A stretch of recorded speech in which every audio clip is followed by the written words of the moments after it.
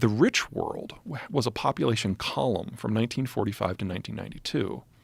And with the end of the Cold War, the developing world became a column in 1992 until now. The problem is that this is all temporary because birth rate keeps dropping, people keep living older, and your column eventually inverts into an open pyramid, upside down. And now you no longer have children. You no longer have a replacement generation at all. And there aren't enough people in their 20s and 30s to buy everything. And there aren't enough people in their 40s and 50s to pay for the retirees. So this decade was always going to be the decade that most of the advanced world moves into mass retirement and the economic model collapses. And next decade was always going to be the decade that happened to the developing world. And we find out recently that the Chinese have jumped the ship, and this is their last decade too. So all of the globalized connections and consumptions that create the world we know, we are at the end of it. And we have to go back to a world where trade is more focused on the countries that have a better demographic and security infrastructure because the Americans are no longer patrolling the global oceans anymore. So we're losing the security ramifications of an open system. At the same time, we're losing the demographic capacity to support it in the first place. And that's all going down right now. So when you're saying that China has 10 years to go. At most. What do you mean by that? Well, we now know that they've lied about their population statistics, and they overcounted their population by over 100 million people, all of whom would have been born since the one-child policy was adopted. So this is one of those places where they've got more people in their 60s and their 50s and their 40s and their 30s and their 20s. Now, what was the logic behind the one child? Was it that they were overpopulating? Mao was concerned that as the country was modernizing, the birth rate wasn't dropping fast enough and that the young generation was literally going to eat the country alive. So they went through a breakneck urbanization program which destroyed the birth rate. At the same time, they penalized anyone who wanted to have kids. And both of those at the same time have generated the demographic collapse we're in now. And the problem with that also was that they wanted male children. Yeah, there's a cultural aspect to that too. And obviously, men can't have kids on their own. And what is the ratio to men to women in the younger people in China now? Before the data revision, with the last set of lies, it was about 1 to 1.2. It was the most distorted in the world, even more than Sri Lanka, where there had been a civil war for 30 years. Since then, we don't have good sex-by-sex data, but it's undoubtedly worse. And so what are the other problems that they're encountering that leads you to believe that they only have 10 years left? Well, without young people, we've seen their labor costs increase by a factor of 14 since the year 2000. So Mexican labor is now 1/3 the cost of Chinese labor. Their educational system focuses on memorization over skills. So despite $1 trillion of investment in a bottomless supply of intellectual property theft, they really haven't advanced technologically in the last 15 years. Mexican labor is probably about twice as skilled as Chinese labor now, even though it's 1/3 the cost. They've consolidated into an ethnic-based, paranoid, nationalistic cult of personality. And it's very difficult for the Xi administration to even run it because it's not an administration anymore. No one wants to bring Xi information on anything. So like Putin lied to his face, for example, but last February about the war, saying, why would I invade Ukraine? And you can see in some of the presses, the defense guys in the back of the room, like, they didn't want to say anything because Xi has a history of shooting people he doesn't like. And so the Chinese were the only country that was caught with their pants down when this all went down. The Biden administration is basically taking the trade policy of Donald Trump and running it through a grammar checker and putting it into institutions. So we now have tech barricades that prevent the Chinese from buying the equipment, the tools, or the software that's necessary to make semiconductors. In fact, he went so far as to say any Americans working in the sector have to either quit or give up their American citizenship. Every single one of them either quit or was transferred abroad within 24 hours. So the tech system is stalled. They don't have the young people to go consumption-led. They're completely dependent on the U.S. Navy to access international trade. They are the most vulnerable country in the world right now.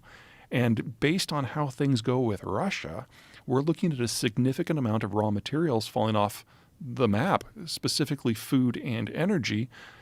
And the Chinese are the world's largest importer of both of those things. So there's no version of this where China comes through looking good. And the challenge for the rest of us is to figure out how do we, in as smooth and quick as a process as possible, figure out how we can get along without them, because they are going away. And they're going away this decade for certain.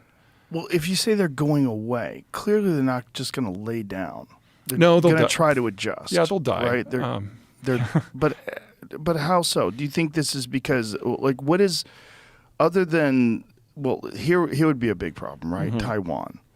Like, if we impose the kind of sanctions that we've imposed on Russia, if China decides to invade Taiwan and the world stands up and the world imposes sanctions on China, how does that go?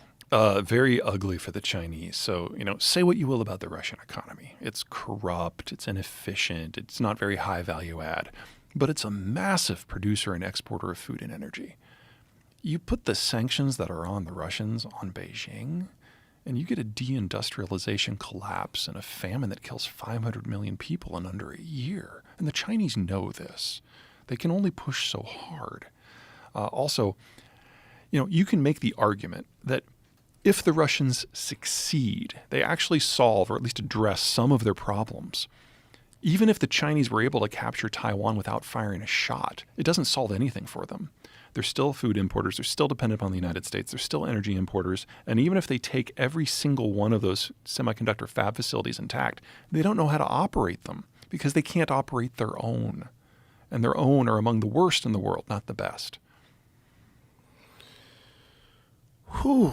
Yeah, the only reason, in my opinion, to be concerned about a Taiwan war is because Xi has so isolated himself that when one person is making all the decisions and that one person refuses to access information to make the decisions, strange stuff happens. And when you say refuses to access, what do you mean by that? He does not have normal information flows anymore. Like even at the height of the Trump administration, when Trump was basically isolated himself from the entire intelligence community, he was still getting the daily briefing. There was still information being put in front of him. But Xi is so isolated himself, he doesn't want to hear anything except for what he wants to hear. And since no one knows what the status of the conversation with the voices in his head in on any given day, no one wants to bring him anything unless they're ordered to. How do we know this about him? Because there's no one to listen to anymore. That's one of the fun things about Russia versus China right now is that the Russian information security is so poor that American intelligence is literally listening in on everything. But in China, we can hear into the office, but there are no conversations happening. What do you mean by that? What do you mean? Like, so no one talks to him about anything? Anything. If you look at So he's just terrifying to people. Yeah, exactly. Because he murders dissidents. He murders anybody that... He doesn't murder everyone, but murders there's a lot of people in prison. And there's also a lot of billionaires that got disappeared, Yep. right? And any dissent. Yeah, you're either executed or exiled, intimidated into silence. There's a variety of options. And if you look at the third-party Congress that we had late last year, that's when they select the Politburo. Everyone on the Politburo now is a personal flunky. There is no one from a different faction. There is no one that has a history of being competent. Whew. And what is their plan? The Chinese? Yeah, do we have any idea of what their plan to get out of this is? Nationalism. If you know that the economic situation is going to go to pot, then you have a couple of options. Option one is you try to cut a deal with a country that can help you out, but the only country that could do that is the United States. And the sort of strategic surrender that the Americans would require is not something that the Chinese would accept. So think about Germany in 1946. That's the scale of support and control that the Americans would insist upon for giving the Chinese a lease on life. But if you go with nationalism, give people a non-economic reason to support the state. So even if you lose your job, even if you can't feed your family, I'm Chinese, I'm Han, that's enough. That has been the strategy for the last couple of years. Will it be enough to preserve the CCP? Too soon to know. And they're also they're in the middle of the worst aspect of the pandemic for them ever. Yeah. Now, which is very strange for us because we're on the other end of it, Yep. right? So what happened over there? Let me start by saying I think it's safe to say that no country has really figured out how to handle this well. Right. Second, I will say there are 7 different variants circulating in Beijing right now, or in China right now. 3 of them did not exist 2 or 3 months ago. And it takes about 6 months of data for you to get good information on the R0 and the lethality. So we just don't know. And then third, in part because of Xi, when you're a one-man state, all policy and all authority starts and stops with you. And unless you're providing very clear guidance on everything, which is impossible for one person to do for a whole country, especially one the size of China, the bureaucracy either goes into automatic or does nothing. Well, right now it's doing nothing. So the data decisions in China are not to gather data and figure out what we can do. It's to, instead of gathering data and lying about it, we're just not going to gather any data at all. So we're not going to know how bad these strains are until they get out of China and circulate in the rest of the world for 6 months. So the lowest fatality estimate that I have seen that I consider credible is that they're going to lose 1.5 million people. Just from COVID. Just from COVID. That assumes no broader breakdown in the health system, which we are already seeing. And is this because they don't have natural immunity because of part of it. The rigid lockdowns that they encountered? Yeah. From a plus point of view, they did keep the virus out of the population for almost 3 years. So no one has natural immunity. But we also know that their domestically generated vaccines aren't great. And most of the countries that used them in order to get their kind of first batch then moved on to a Western model that worked better. So they had a twofold problem. They did not have vaccines, and they didn't develop natural immunity. And now everyone's getting hit all at once with a virus that has at least 50% more communicability than the measles. And their overall health is worse than ours. Diabetes as a percentage of the population is higher. They don't have a critical care system like we have. And their hospitals are really their only line of defense. They don't have a clinic and a doctor system in the towns like we do. And what about nutrition education and the understanding of... Yeah, it's...